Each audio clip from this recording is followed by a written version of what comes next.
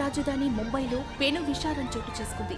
ఆదివారం తెల్లవారుజామున ఓ ఇంట్లో షాక్ సర్క్యూట్ కారణంగా మంటలు చెలరేగి 7గురు సజీవ దహనమయ్యారు.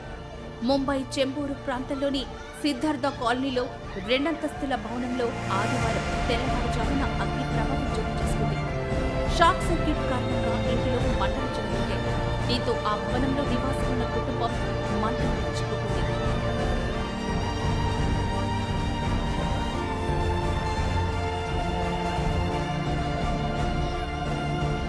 ఈ దుర్ఘటనలో 2 చిన్నారులతో సహా ఆ కుటుంబంలోని 7గురు సజీవ దహనమయ్యారు. ప్రమాదం జరిగిన సమయానికి బాధితులు గాఢ నిద్రలో అప్రమత్తంగా నిద్రపోయారు. ఈ ఘటన గురించి సమాచారం అందుకున్న అగ్నిమాపక సిబ్బంది హుటాహుటిన అక్కడికి చేరుకుని సహాయక చర్యలు చేపట్టారు. అగ్నిమాపక యంత్రాలను మంటలను అదుపు చేసి లోపల చిక్కుకున్న బాధితులను బయటపడేశారు. వారిని చికిత్స కోసం రాజావారి ఆసుపత్రికి తరలించగా అప్పటికే మృతి చెందినట్లు వైద్యులు నిర్ధారించారు.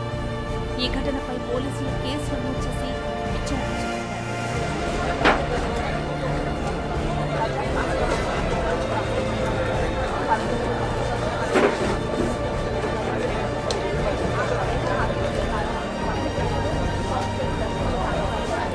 రెండంతస్తుల భవనంలోని పై అంతస్తులో బాధిత కుటుంబం నివసిస్తుంది.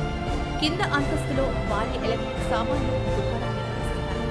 తొలుత ఈ దుకాణంలో షాక్ సర్క్యూట్ కారణంగా మంటలు చెలరేగి అవి 2వ అంతస్తుకు వ్యాపించాయి.